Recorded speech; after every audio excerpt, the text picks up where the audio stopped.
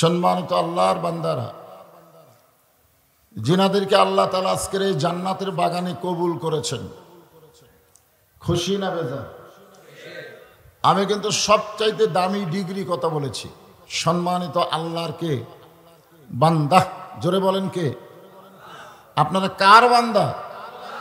ফাদখুলি ফি ইবাদি ওয়াদখুলি জান্নাতি। কেউ যখন আল্লাহর বান্দা হলো, ও যেন তখনই জান্নাতের মধ্যে প্রবেশ করলো। আপনারা জান্নাতের মধ্যে প্রবেশ করেননি ঠিক আছে, কিন্তু জান্নাতের বাগানে তো প্রবেশ করেছেন। তো জান্নাতের বাগানে যারা প্রবেশ করার মতন ঈমানি শক্তি পায়, আমার বিশ্বাস আল্লাহ তাদেরকে জান্নাতেও প্রবেশ করাবেন ইনশাআল্লাহ। এই জন্য আমি বলতে পারি আপনারা সকলে জান্নাতি মানুষ। সুবহানাল্লাহ কইলেন না? মানে বিশ্বাস হচ্ছে না তো? এত সহজ। আল্লাহ যদি আমাদেরকে জান্নাত সহজ করে দেয়, আমরা কঠিন করার কোনো দরকার আছে? আমার বিশ্বাস আপনারা সকলেই জান্নাতি, এটা আমার বিশ্বাস। জান্নাতি মানুষ হওয়ার পেছনে এক নম্বর কারণ কি জানেন? রুহের জগতে বহু রুহু ছিল, অসংখ্য রুহু ছিল, রুহু। কিন্তু সেই সকল রুহুদের ভিতর থেকে আল্লাহ আমাদেরকে যাচাই বাছাই করে মুসলমানদের ঘরে কবুল করেছেন। আমাদেরকে যদি জান্নাতি কবুল না করবেন, তো মুসলমানের ঘরে কবুল করলেন কেন? আমার কথা এখানে। হিন্দু বৌদ্ধ খ্রিস্টানদের ঘরেও তো আল্লাহ আমাদের পাঠাবার পারতেন, কি কোন পারতেন কি পারতেন না? তো ওই সকল ঘরে না পাঠায়া সরাসরি মুসলমানের ঘরে আল্লাহ আমাদেরকে মুসলমান হিসাবে জন্ম নেওয়ার তৌফিক দিয়েছেন। খুশি না বেজার? আমরা যে জান্নাতি মানুষ, তার দ্বিতীয় কারণ হলো আল্লাহ আমাদেরকে বিশ্ব নবী, যেরকম কি নবী, এই বিশ্ব নবী এক মাহফিল আমি বলেছিলাম টাঙ্গাইলে। ইতিমধ্যে এক লোক দাঁড়িয়ে বলতেছে, হুজুর বিশ্বকবি আর বিশ্ব নবী এই দুটাতে এক হয়ে গেল। আমাদের একজন বিশ্বকবি আছে না নাই? যেরকম আছে না নাই? আমাদের নবী বিশ্ব নবী, কবিও বিশ্বকবি, এক হয়ে গেল। হলো হলো শব্দে এক হলো না? বিশ্ব নবী আর বিশ্ব কবি। কিন্তু শোনেন আমি কথাটা বলি, বিশ্ব কবি কি গোটা বিশ্বের সব মানুষ তাকে চিনে? এই ভারত আর বাংলাদেশের কিছু মানুষ, সবাই চিনে না। যারা শিক্ষিত মানুষ তারা জানে রবীন্দ্রনাথ ঠাকুর হলো বিশ্বকবি। আর আমাদের নবীকে শুধু ভারত বাংলাদেশ না, গোটা পৃথিবীর সব জায়গায় নবীর পরিচিতি আছে না নাই? জোরে করে আছে না নাই? কিছুদিন পরে একটা খেলা হবে, নাম হবে বিশ্বকাপ খেলা। কি কাপ? বিশ্বকাপ, ফুটবল খেলা। বিশ্ব শব্দ কিন্তু আছে, বিশ্বকাপ, বিশ্বকবি, বিশ্ব নবী। আমাদের নবী শুধু বিশ্বের সাথে সম্পর্কিত নয়, আমাদের নবী হলেন দুই জাহানের শ্রেষ্ঠ নবী, রহমাতুল্লিল আলামিন। চিন্তা করে দেখেন, আমরা সেই নবীর উম্মত। সেই নবীর কি উম্মত? আমাদের নবীর পাওয়ার কি? নিদানে আখেরাতে তরাইতে পলসে রাতে কান্ডারি হইয়া নবী পার করিবেন সেই তরণী। সেই বিচারের হাইকোর্টেতে তিনি আমায় করবেন পার, আমি পাপী রাসূল জাবিনদার। আল্লাহ যখন হাকিম হয়ে আমাদেরকে আসামি বানায় বিচার শুরু করবেন, ওই সময় আমাদের নবী আমাদেরকে সুপারিশ করে জান্নাতে নিয়ে যাবেন। এই হিসাবে তো দেখা যায় আমরা জান্নাতি। খুশি না বেজার? একে তো মুসলমানের ঘরে জন্ম নিলাম, দ্বিতীয়ত বিশ্বনবীর উম্মত হলাম, তৃতীয়ত আপনারা যে কোরআনের তাফসীর শুনতে এসেছেন, এই দেখেন, দেখছেন দেখছেন হ্যাঁ, বাংলাদেশে প্রতিদিন কোরআনের তাফসীর হয়। এক এক বক্তা এক এক ঢঙ্গের তাফসীর করে। শ্রোতারা শুনে যাওয়ার সময় বলল, আজকে ওয়াজ সারছে রে। আসলে আল্লাহ একটা আমলের ব্যাপারে বলেছেন সামিনা ওয়া তাআনা, শুনতে হবে আমল করার নিয়তে। আজকে আপনাদের পানিয়ালে মাহফিল হচ্ছে, গতকাল এই যে গেল আর কি, ফজরে যত মুসল্লি হয়েছে, আজকে যদি তার চাইতে 20 জন মুসল্লি বাড়ে, তাহলে আপনারা বলবেন ওয়াজ দেখা যাচ্ছে, পারে ওয়াজ দেখা যাচ্ছে। গতকাল যা ছিল তার সাথে 20 জন বেশি হয়েছে। আর যদি গতকাল হয়েছে 10 জন, আজকে যদি হয় 5 জন, কি মনে করতেছেন? আজকে আমাদের বাংলাদেশের অবস্থা এর চাইতে ভালো হচ্ছে না। শুধু কোরআন থেকে আমরা আলোচনা শুনতেছি, কিন্তু বাস্তবে আল্লাহর কোরআন কি এই বিষয়টা আমরা গ্রহণ করতেছি না। আজকে আমি আপনাদের সামনে 114টা সূরা, তার মধ্যে একটা সূরার নাম হলো সূরায়ে মুলক। সূরায়ে কি? মুলক। আমাদের আদমদিঘি উপজেলা চেয়ারম্যান রাজু সাহেব, আওয়ামী লীগের লোক, উনি আর আমি 11 সালে একসঙ্গে হজ করছি। 11 সালে। কোন সালে? 11 সালে একই হোটেলে ছিলাম। তো কাবার চত্বরে গিয়ে আমরা তালবিয়া পড়তেছি, লব্বাইক আল্লাহুম্মা লব্বাইক, লব্বাইক লা শারিকা লাকা লব্বাইক, ইন্নাল হামদা ওয়ান নি'মাতা লাকা ওয়াল মুলক লা শারিকা লাক। তো লাকা ওয়াল মুলক যখন কইছে, তখন আমি উপজেলা চেয়ারম্যানকে বললাম, ভাই এই লাকা ওয়াল মুলক লা শারিকা লাকের অর্থ কি? তা বলে, হুজুর আপনারাও কোন, হামও কই, অর্থ তো জানি না। এগুলো আর বাংলা অর্থ হলো, রাজনীতির ভিতরে, রাজত্বের ভিতরে একমাত্র আল্লাহ ছাড়া অন্য কাউকে স্বীকার করি না। তাহলে আপনি কাবার চত্বরে একমাত্র আল্লাহকেই স্বীকার করলেন রাজ্য এবং রাজনীতির ব্যাপারে, আর বাংলাদেশে যে যদি কোন মানুষের নীতি গ্রহণ করেন, তাহলে আর যাই হোক হজ কবুল হবে না। এখন আপনি সরকারি দলীয় উপজেলা চেয়ারম্যান, কয় হুজুর এখানে যা কইলাম না, এখানে আপনি স্বীকারোক্তি দিলেন। স্বীকারোক্তি দিল না, লব্বাইক মানে কি আমি হাজির, একের স্বীকারোক্তি দিয়েছে। লা শারিকা লাক, অংশীদারিত্ব নাই, লাকাওয়াল মুলক, রাজত্বের ভিতরে। আজকে আমি সেই সূরায়ে মুলক আপনাদের সামনে আলোচনা করব।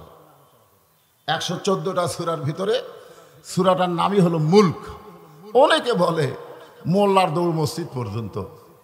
একটা মৌলবি খুব বেশি গেলে মসজিদে যাবে, গরিব হলে আজান দিবে, ধনী হলে একটু ইমামতি করবে, এর বাইরে মৌলানার কোনো খাওয়া নাই। এ কথা কিন্তু আমরা আগে থেকে শুনে আসতেছি, ধরে কোন ঠিক কিনা? এখন সেই মৌলানা যদি রাজত্বের কথা বলে, তখন অনেকেই চিন্তা করে হুজুর কি রাজনীতি শুরু করলো কেরে? আসলে রাজনীতি না, সূরার নামই হলো রাজত্ব। ধরে কোন কথা ঠিক কিনা? এটা কি আমি নাম রাখছি? সূরার নাম কি? মুলক। ধরে কোন নাম কি? মুলক শব্দের অর্থ হলো রাজ্য, রাজত্ব। তাবারাকাল্লাযী বিয়াদিহিল মুলক। এদিকে খেয়াল করেন, কথা হচ্ছে কার? আরো জোরে বলেন। ওয়া ইযা কুরিয়াল কুরআনু ফাসতামিউ লাহু ওয়া আনসিতু লাআল্লাকুম তুরহামুন।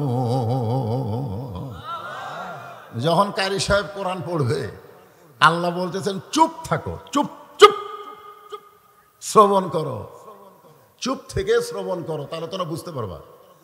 যারা যে বলল এবং যারা শুনল, আল্লাহ উভয়ের উপরে অবারিত রহমত বর্ষণ করবে। তাহলে আমি যখন কোরআন পড়তেছিলাম তাবারাকাল্লাযী বিয়াদিহিল মুলক, আপনার কোন দিকে তাকান? কালো মানুষের দিকে তাকাতে কি লাগতেছে? কষ্ট লাগতেছে? আপনাদের দুইটা চোখ লাটার মতো খেলে আমার দিকে তাকায় থাকবে। সিয়ারত বসে আছেন, মাশাআল্লাহ। এর আগে কয়েক বছর আগে বলেছিলাম, আমার জীবনে ওয়াজ কোনোদিন সিয়ারত বসে শ্রোতারা শোনে প্রথম, এবার হলো দ্বিতীয়। এর মাঝখানে আমি কোনো জায়গায় তার সিয়ার দেখিনি। এইখানে, খালি এখানে হয়। একটা নাম করলেন আপনারা, মিডিয়ারা ফলাও করে প্রচার করবে সিয়ারের ওয়াজ, কথাটা বুঝলেন? ফাইন করে সিয়ারে নামাজ চলবি না, কিন্তু ওয়াজ শোনা চলবি। আমি চেয়ারে নামাজ পড়ার বিরুদ্ধে ওয়াজ করছি, আমি না, ইসলাম। কিন্তু ওয়াজ শুনতে কোনো সমস্যা নাই। আমরা বাইরের মাটিতে যখন মাহফিল করি তখন এই চেয়ারে বসি, শ্রোতারা শোনে। ওখানে একটা সমস্যা কি, যে 8 ঘন্টা পর পর আবার চা নাস্তা দেয়। এখানে অবশ্য চা নাস্তার কোনো ব্যবস্থা নেই। আমার ওয়াজের মধ্যে ইনশাল্লাহ পেয়ে যাবেন চা নাস্তা সব করা। আলহামদুলিল্লাহ বলেন। আল্লাহ বলতেছেন গোটা পৃথিবীর রাজত্ব, কর্তৃত্ব, মালিকানা একমাত্র কার হাতে? জোরে বলেন কার হাতে? এখান থেকে আমরা প্রমাণ পেলাম ক্ষমতা কারো হাতে নাই। অনেকে বলে আমি ক্ষমতাসীন দলের লোক, আমার দল এখন ক্ষমতায়। এই কথা যারা বলে তারা শিরক করে, কারণ কোন মানুষের ক্ষমতা নয়, ক্ষমতার মালিক হচ্ছে আল্লাহ। জোরে কোন কথা ঠিক না? ক্ষমতার মালিক কে? তাহলে আমরা কি বলবো, আমার দল ক্ষমতায় না আল্লাহ ক্ষমতায়? যারা বলতেছেন না বুঝবেন তাদের বিপদ আছে। বর্তমানে কোন দল ক্ষমতায় আছে না আল্লাহ ক্ষমতায় আছে? ওয়াহুয়া আলা কুল্লি শাইইন কাদির। ওয়াহুয়া আলা মানে কি? আলা মানে উপরে, কুল্লি মানে প্রত্যেক, শাইইন মানে বিষয়, প্রত্যেক বিষয়ের উপরে ক্ষমতা কার? বলতে যদি দেরি হয় সমস্যা আছে। আল্লাহ বলতে আমাদের কোনো আপত্তি আছে? সমস্ত ক্ষমতার মালিক কে? আরো জোরে, জোরসে বলুন। জোর হলো না, আরো জোরে। লিল্লাহি তাকবীর। মাশাআল্লাহ, সুবহানাল্লাহ। এরপর আল্লাহ বলতেছেন الذي خلق الموت والحياة ليبلوكم أيكم أحسن عملا وهو العزيز الغفور।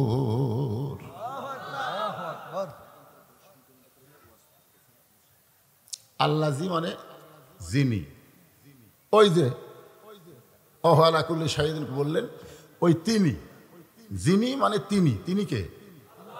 খলাকাল মাউতা ওয়াল হায়াতা। আবার কি এটা? আচ্ছা, এটা তো ভালো জিনিস, এই জিনিসটা আসলেই ভালো। হ্যাঁ, কারণ এইটা করে নিলে আর কমিটির ভিতরে কোনো উসখুস থাকবে না, তাই না? এটা আমি পরশুদিন ওয়াজ করছিলাম আপনাদের কি পাশে, কি খোলাগাছি। ওইখানে আমি বলেছিলাম ভাই এই গামছা রুমালের কামটা আপনারা করে দেন, টানা আওয়াজ হবে। হয়নি? যেরকম হয়েছে কি হয়নি? হ্যাঁ, তো এ ভালো কথা। তাহলে এই ছেলেগুলো কি রেডি আছে?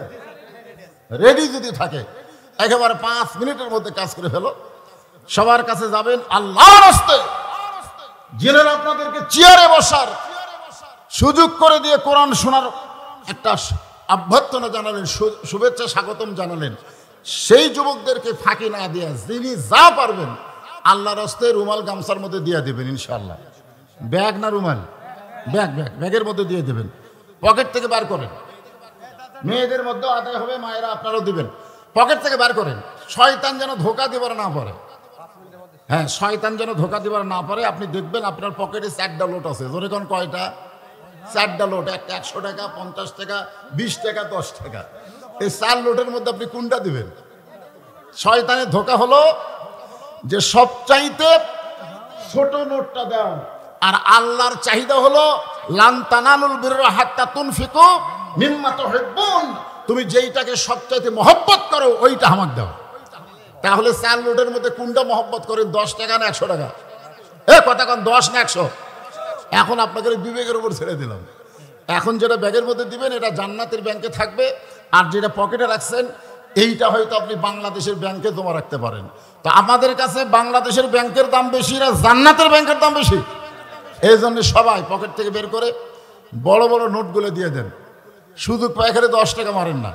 হ্যাঁ, আমার মায়েরা যারা আছেন আপনাদের মধ্যে মহিলারা আদায় করবে, দিয়ে দেন জিকির করেন আর দিয়ে দেন লা ইলাহা ইল্লাল্লাহ, লা ইলাহা ইল্লাল্লাহ। দেন, ব্যাগ খালি যেন না যায়, কিঞ্চিত হলেও দিবেন।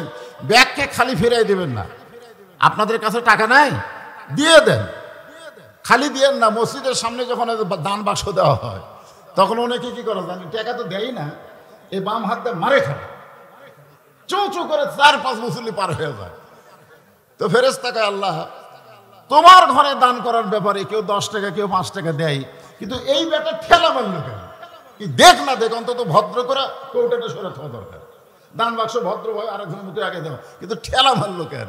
আল্লাহ বলে ফেরেশতা ও তো দান বাক্স ঠেলা মারেনি, ও জান্নাত ঠেলা মারছে। ধরে কোন কি ঠেলা মারছে? জান্নাত।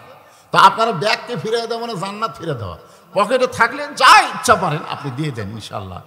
লা ইলাহা ইল্লাল্লাহ, লা ইলাহা, লা ইলাহা ইল্লাল্লাহ মুহাম্মাদুর রাসূলুল্লাহ সাল্লাল্লাহু আলাইহি সাল্লাম।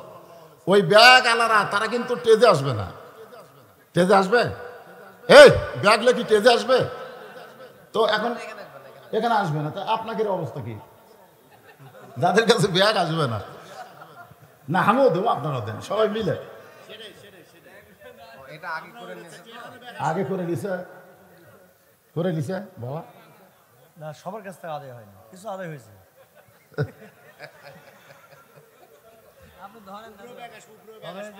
না উপরে ব্যাগত দেওয়ার জন্য, উপরে ধোস আপনার করে ব্যাগত দেওয়ার জন্য পিছনে কিছু লোকজন আছে যাদের হয় না। আমি আগে দিই, তাছাড়া ওদের লিমা তাকুলু মালা তা ফেলুন, অনেক বলে যে বলে ঠিকই দেয় না, আসলেই তো তাই, বললে দেওয়া লাগবে না। আমি আমার পকেটের যতগুলো টাকা আছে সবচাইতে বড় লোড যেটা এটাই আছে ভাই, এই 500 টাকা আমি দিলে। আপনাদের পকেটে কোনটা আছে দেন, হ্যাঁ সবাই দেন, সবাই আল্লাহ রাস্তা দেন, সবাই দেন। কারণ এই ছেলেরা গান বাজনা না করে তাফসীরুল কোরআন মাহফিল করেছে, এদের উৎসাহ দেওয়ার দরকার আছে না? নাই জোরে কোন আছে না? নাই। এখনকার ছেলেরা তো বিপথে নষ্টের পথে চলে গেছে। আমরা এই ছেলেদেরকে ভালো পথে ইনশাল্লাহ কোরআনের পথে দোয়া করবো, আখেরি মোনাজাতে আল্লাহ যেন তাদেরকে ইসলামের জন্য আন্দোলনের জন্য কবুল করে। সকলে বলে আমিন।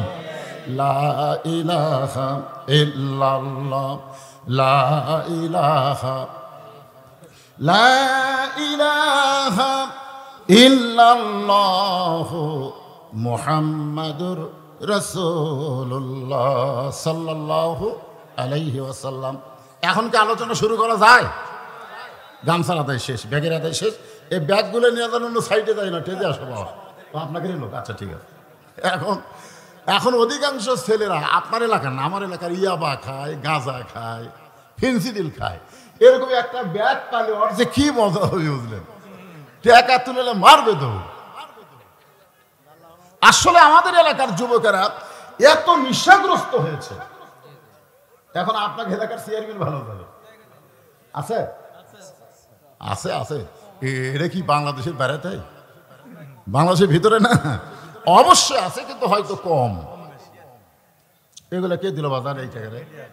দেখছেন দেখছেন, এই মিডিয়ালে অনেকে আবার আপত্তি করে, হুজুরে ঢপ দেখা দেন, এই দেখা দেন, 1 গায়ে 2 টাকা মারছে, 1 গায়ে 2 টাকা এই মিডিয়ারা দিছে। আমরা দোয়া করি আল্লাহ মিডিয়াগুলোকে ইসলামের জন্য, ইসলামের প্রচারের জন্য এবং নিজেদেরকে আমল করার জন্য কবুল করুক। সকলে বলে আমিন, জোরে বলে আল্লাহুম্মা আমিন। আগে মানুষ মিডিয়ার মধ্যে গান শুনতো, আর এখনো ওয়াজ শোনে, ঠিক না? এমন কোনো লোক নাই যে আমার সঙ্গে দেখা হয়নি, দেখা করে বলছে হুজুর আপনার 20টা ওয়াজ আমি শুনছি, কিন্তু আপনাকে সরাসরি দেখিনি। তাহলে আমি আসার আগেই আমার ওয়াজগুলো মিডিয়ার মাধ্যমে অনেকেই দেখেছে। দেখেন না আপনারা? দেখেন না? হ্যাঁ। এখন আসেন, আল্লাহ বলতেছেন মৃত্যু এবং হায়াতকে আমি আল্লাহ সৃষ্টি করেছি তোমাদের পরীক্ষার জন্যে, লিয়াবলুয়াকুম মানে তোমাদেরকে পরীক্ষা করার জন্যে মৃত্যু আর হায়াতকে সৃষ্টি করেছি। আল্লাহকে মৃত্যুর কথা বললেন এই কারণেই, কারণ দুনিয়াতে আমরা এসেছি থাকার জন্যে না যাওয়ার জন্যে। কথা কয় না? আপনারা কি থাকার জন্য আসছেন না যাওয়ার জন্যে? যাওয়ার জন্য এসেছে আমরা, বুঝলেন না? এখানে কেউ তো থাকতে পারবো না, যতই চেষ্টা করেন থাকার কোনো সুযোগ নাই। এর জন্য এন্ড্রোকেশর একটা গান গাইছে, এন্ড্রোকেশর লোকটা অবশ্য খ্রিস্টান, কিন্তু গানটা ভালো। চলতে পথে 2 দিন থামিলাম, যাবার কালে একজন আরো দেখা না পাইলাম। সবাই বলেন চলতে পথে 2 দিন থামিলাম, যাবার কালে একজন আরো দেখা না পাইলাম। ও আমার সাদের মালা যায় রে ছিঁড়ে, রইব না আর বেশি দিন তোদের মাঝারে। এখান থেকে প্রমাণ হলো আসলে যাওয়া লাগবে, দরকার আসলে। সেই জন্য আল্লাহকে মৃত্যুর কথা বললেন, তারপরে জীবনের কথা বললেন। মৃত্যুর হায়াতকে আল্লাহ সৃষ্টি করেছেন লিয়াবলুয়াকুম, তোমাদের পরীক্ষা করার জন্যে। পরীক্ষা কোন বিষয় করবে সেই বিষয়টা আল্লাহ এখানে বললেন, আইয়ুকুম আহসানু আমালা। পরীক্ষার বিষয় হলো সুন্দর আমল। ধরে কোন কি আমল? ভালো আমল না। কোরআনের এক জায়গায় আল্লাহ বলেছেন ওয়া আমিলুস সলিহাহ, নেক আমল করো। নেক আমল সব পরিবেশে করা যায়, কিন্তু সুন্দর আমল করতে গেলে সুন্দর একটা পরিবেশ ছাড়া এটা করা সম্ভব না। নেক আমল ভালো কাজ, আর একটা হল সুন্দর। সুন্দর বোঝেন আপনার? সুন্দর, হ্যাঁ। সুন্দর আমল করতে গেলে সুন্দর একটা পরিবেশ লাগবে। ধরে কোন কি লাগবে? আপনারা বলেন তো, আপনাদের মসজিদ সুন্দর না খারাপ? সুন্দর। সেই মসজিদে যদি জোহরের নামাজ পড়ার জন্য আপনি বাড়ি থেকে অজু করে রওনা দেন, আপনার বাড়ি থেকে মসজিদ যদি 200 গজ দূরে হয়, কয়শো গজ? এই 200 গজের মধ্যে যদি 2টা বেপরদা নারীর সাথে আপনার দেখা হয়, আপনি দেখবার চাননি, তারপরেও আপনার চোখত পড়িছে। মোটরসাইকেল চালাইতে চালাইতে অনেক সময় পোকা চোখত পড়ে না? ওই কি পোকা ফালাবার চাইছে? তাই ইচ্ছা করে পোকা ফালাবার চাইছে, কতক্ষণ হঠাৎ পড়ে গেছে। তো এখন আপনি বেপরদা মেয়ে দেখবার চান নাই, কিন্তু হঠাৎ পড়ে গেছে। আপনি বলেন তো, সুন্দর মসজিদে গিয়ে যখন নিয়ত করলেন ইলা জিহাতিল কাবাতিশ শরীফাত, আল্লাহু আকবার, মুখ আছে কাবার দিকে, চোখ আছে সেজদার দিকে, আর মন খালি বলতেছে রাস্তা কি দেখলাম রে। ঠিক কিনা বল? তাহলে আপনার মসজিদ সুন্দর, আপনার বাড়ি সুন্দর, কিন্তু রাস্তা যদি সুন্দর না হয় আপনি সুন্দর আমল করতে পারবেন না। কারণ যত আমল রয়েছে সবচাইতে সুন্দর আমলের নাম হলো নামাজ। ধরে কোন কথা ঠিক কিনা? অন্য কোনো আমল মানুষকে পরিবর্তন করতে পারে না, কিন্তু নামাজ পারবে। আল্লাহ বলেছেন ইন্নাস সালাতা তানহা আনিল ফাহশাই ওয়াল মুনকার, নিশ্চয় নামাজই পারে মানুষকে যাবতীয় খারাপি থেকে বাঁচাই দিতে। এই জন্য আল্লাহ বলেছেন আল্লাযীনা ইম্মাক্কান্নাহুম ফিল আরদ, জমিনের মধ্যে যখন কাউকে ক্ষমতা দেওয়া হবে, মূল ক্ষমতার মালিককে। কিন্তু কাউকে যদি ক্ষমতা দেওয়া হয়, তার 1 নম্বর কাজ কি? পদ্মা সেতু নির্মাণ করা। এই 1 নম্বর কাজ কি? মাদক মুক্ত সমাজ করা। 1 নম্বর কাজ কি? বাল্য বিয়া বন্ধ করা। আজকে আমাদের বাংলাদেশে অনেক নেতারা মঞ্চে এসে বলে 1 নম্বর কাজ হলো মাদক মুক্ত সমাজ, বাল্য বিয়া বন্ধ করা। এগুলো একটাও 1 নম্বর কাজ না। আমাদের সরকারের ম্যান্ডেট ছিল পদ্মা সেতু নির্মাণ করা, এটাও কিন্তু 1 নম্বর কাজ না।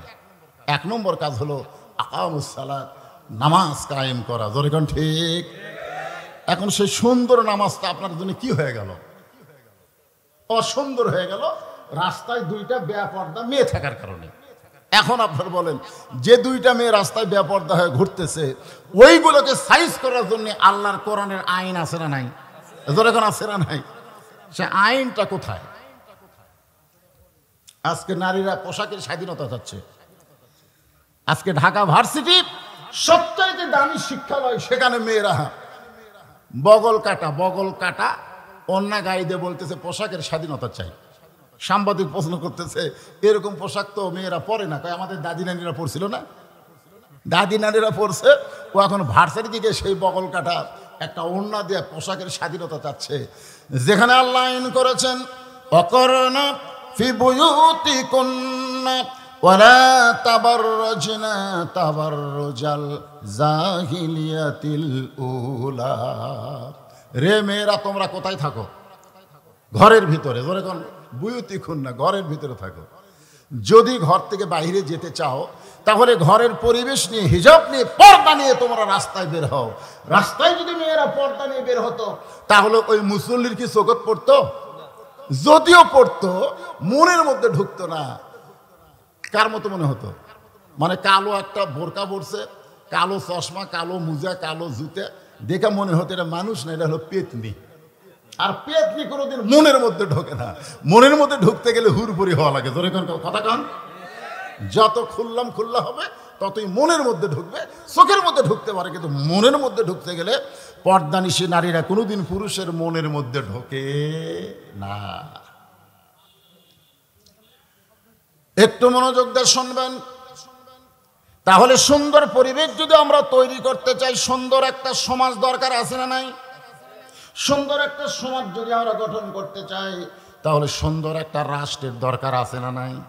সুন্দর একটা রাষ্ট্র যদি আমরা বানাবার চাই, তাহলে মানুষের তৈরি করা আইন দেওয়া হবে না, ওই রাষ্ট্র চালাতে হবে আমার আল্লাহর আইন দিয়ে। ধরে কোন ঠিক কিনা? আল্লাহর আইন বলতে আপনারা কি বুঝতেছেন?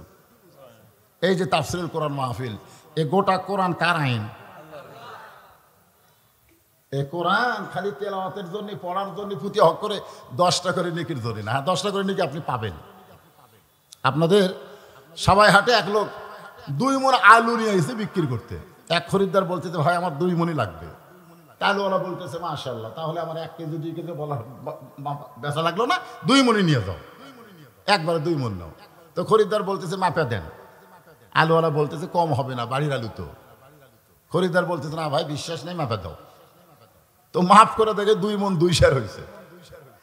খরিদ্দার বলতেছে আপনি করলেন 2 মণ, আর হলে যে 2 সের বেশি। তো আলুওয়ালা বলতেছে বাড়ির আলু তো একটু বেশি বেশি করে নিয়ে আইছি, তো শোনো তোমার 2 সেরের দাম দেওয়া লাগবে না, খালি 2 মণ দিবা, 2 সের ফাও দিবে। ও তখন বলতেছে ভাই প্রতি সন্ধ্যা আমার 1 কেজি লাগে, তাহলে 2 সের আমার 2 সন্ধ্যা চলবে, আপাতত 2 সেরই দাও, 2 মণ নেবো না। আপনারা বলেন তো ওই লোক কি 2 সের আলু পাবে না পিটন খাবে? কারণ 2 মণের সাথে সম্পর্ক না থাকলে 2 সের পাওয়া যাবে না। প্রতি অক্ষরে 10টা করে নেকি, এটা হলো 2 সের, আর গোটা কোরআন হলো 2 মণ। ধরে কোন কথা ঠিক? তো আমরা বাংলাদেশে বর্তমানে কোরআন পড়াতে বিশ্ব চ্যাম্পিয়ন, মাশাআল্লাহ, কিন্তু কোরআন মানার দিক দিয়ে আমরা কয় নম্বরে আছি? এই জন্য আমরা যদি সুন্দর একটা রাষ্ট্র গঠন করতে চাই, তাহলে মানুষের তৈরি আইন দেওয়া সম্ভব না। আইন লাগবে কার? আল্লাহর এই কোরআনটা কেমন সুন্দর, এটা শুধু ওয়াজ শুনলে হবে না, এটা বাস্তব আমাদের দেখার দরকার আছে না নাই? আজকে আমি আপনাদেরকে একটু আল্লাহর কোরআনকে দেখাবার চাই। একটু দেখেন কোরআনটা কি। গভীর রাত্রে মরুভূমির ভিতরে হযরত ওমর কাঁদতেছে, আসমানের দিকে তাকায়, মরুভূমির দিকে তাকায় কাঁদতেছে। এমন সময় আবু যর গিফারি হযরত ওমরকে খুঁজে পেলেন, সামনে গিয়ে বলতেছে আমির আল মুমিনিন, অর্ধ পৃথিবীর খলিফা হইয়া এই গভীর রাত্রে একা একা কেন কাঁদতেছেন? ওমর ফারুক বলে আবু যর, বর্তমানে আমি অর্ধ পৃথিবীর খলিফা, কিন্তু আমার অতীতের খবর কি? সুবহানাল্লাহ। আসলে বর্তমানে যারা চেয়ার দখল করে আছে, মনে করেন চেয়ারম্যান সাহেব, চেয়ারম্যান যদি বলে কি হনুরে, আপনারা বলেন এনার অতীতের খবর কি? অতীতে কি চেয়ারম্যান ছিল? ভবিষ্যতে? না না না, বর্তমানে চেয়ারম্যান হয়েছে, কিন্তু অতীতেও ছিলাম না, ভবিষ্যতে হয়তো চেয়ার আর আসতে পারবো না। জোরে কথা ঠিক কি রে? কিন্তু 5 বছর চেয়ার পেয়ে কি হনুরে। আজকে আমাদের বাংলাদেশে এরকম কিছু গর্ধব গাধা আছে, চেয়ার পাওয়ার পরে আর ছাড়িবার চাই না। জোরে কথা ঠিক কি না? আমি এখানে আসার পরে দ্বিতীয় বক্তা যদি বলে চেয়ার আমি ছাড়বো না, তখন আপনারা আন্দোলন করবেন। জোরে ঠিক কিনা? বর্তমানে আমাদের আন্দোলন করতে হবে, চেয়ার পাওয়ার পরে কেউ যদি চেয়ার না ছাড়ে। জোরে কথা ঠিক? আন্দোলন আছে। একটু মনোযোগ দিয়ে কথাগুলো শুনবেন। ওমর ফারুক বলে আবু যর, বর্তমানে অর্ধ পৃথিবীর খলিফা, কিন্তু আমার অতীতের খবর জানো না। আবু যর বলতেছে আপনার অতীত কি? ওমর ফারুক বলেন অতীতে আমি উটের রাখাল ছিলাম, আমি দুম্বার রাখাল ছিলাম। উট দুম্বা চড়ানোর পরে যদি সন্ধ্যাবেলায় বাড়িতে যাইতাম, আমার বাবা আমার কান ধরে বলতো ওমর তোমার শরীর থেকে উটের পেশাবের দুর্গন্ধ আসতেছে, উটের লাদের দুর্গন্ধ আসতেছে। ওমর ফারুক কান ধরে বলে বাবা উট দুম্বা চড়াইতে চড়াইতে আমার ঘুম ধরে যায়, আমি ঘুমিয়ে গেলে উট দুম্বা পেশাব পায়খানা করে ছিটাফুট আমার শরীরে লাগছে। ওমরের বাবা তিরস্কার করে বলে তুই গাধা, তুই গাধা, উট দুম্বার পেশাব পায়খানা যার শরীরে পড়ে সে তো মানুষ না। ওমর কান্দের বলে আবু যর, একদিন আমার বাবা আমাকে গাধা বলে তিরস্কার করেছে, আজকে সেই ওমর অর্ধ পৃথিবীর খলিফা। এটা ওমরের যোগ্যতাই নয়, এটা কেবল মাত্র আল্লাহর কোরআনের ওসিলায়। এটা ওমরের যোগ্যতা না, এই যোগ্যতা হলো আল্লাহর কোরআন। জোরে কোন সুবহানাল্লাহ।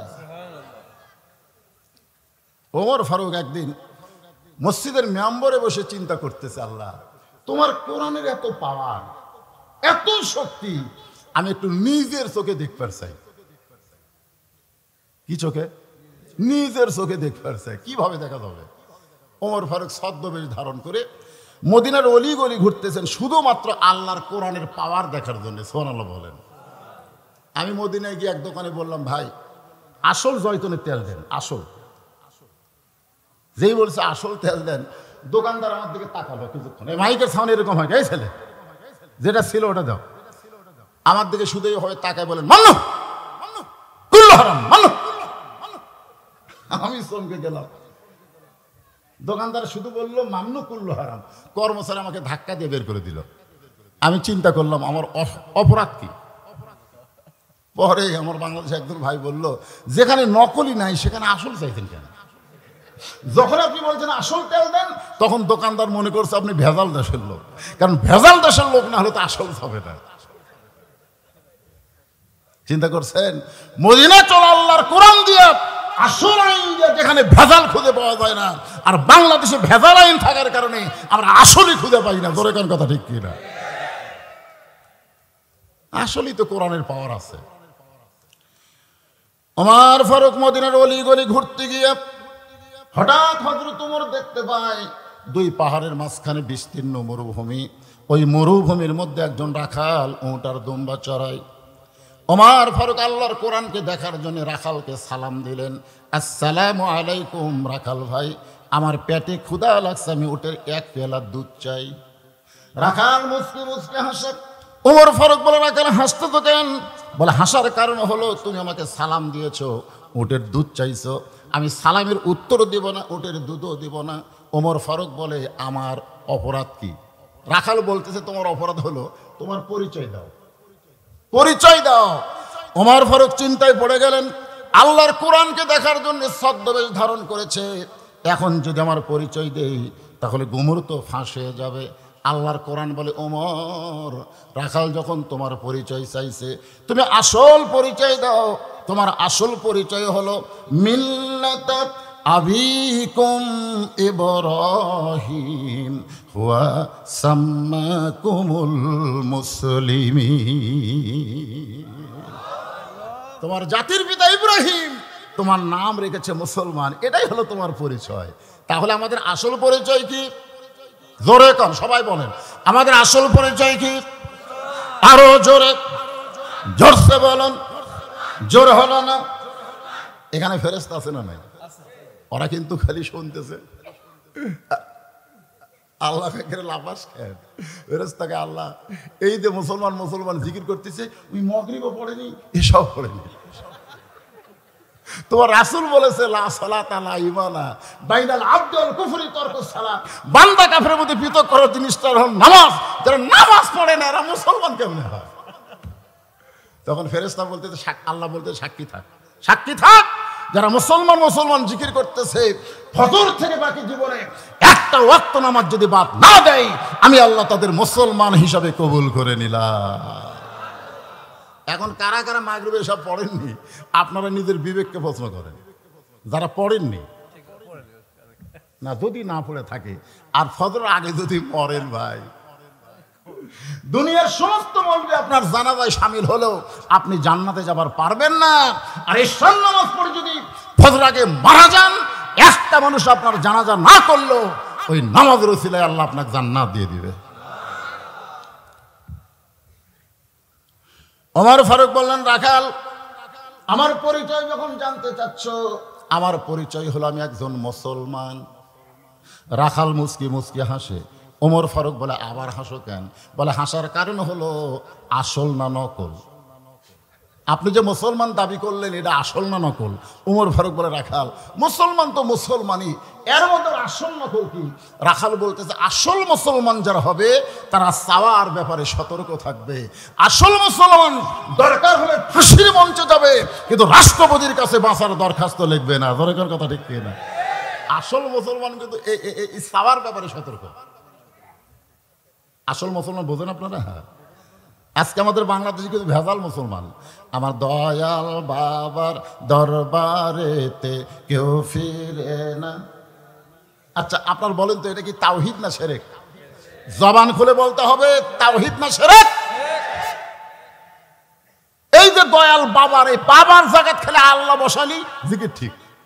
এভাবে যদি বলতো আমার দয়ার আল্লাহর দরবারেতে কেউ ফিরে না খালি হাতে, আল্লাহ আল্লাহ আল্লাহ। কেরা আল্লাহ আল্লাহ কইলে কি অসুবিধা আছে? এরা জিকির রে ভাই।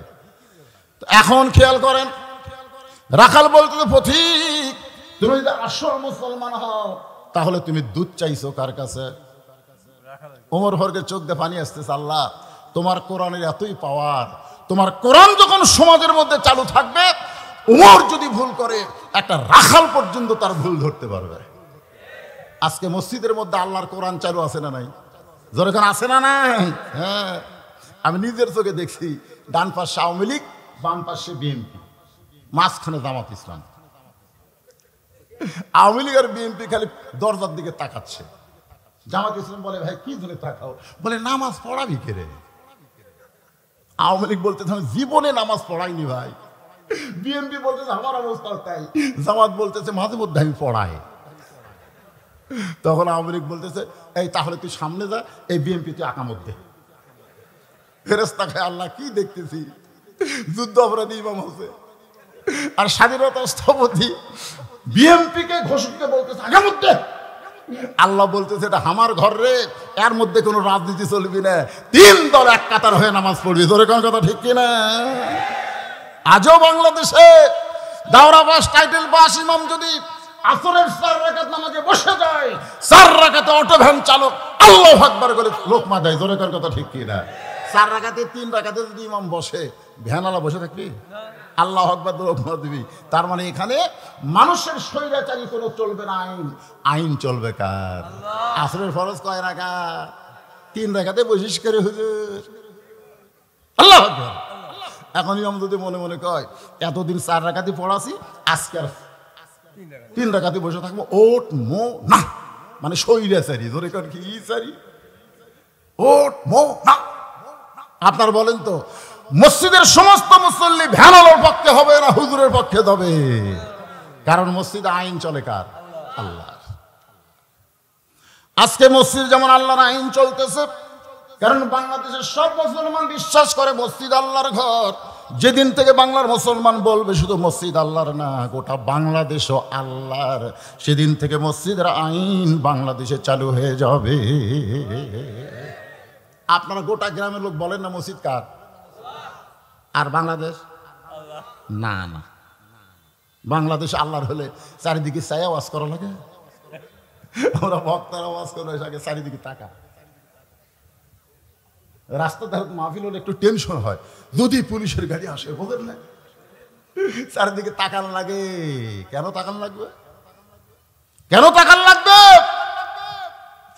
একমাত্র আল্লাহর ধ্যান খেয়াল নিয়ে আমাদেরকে তাফসীর করতে হবে। জোরে করে কথা ঠিক কিনা? কিন্তু আমরা চারিদিকে তাকাই, না জানি কি হয়।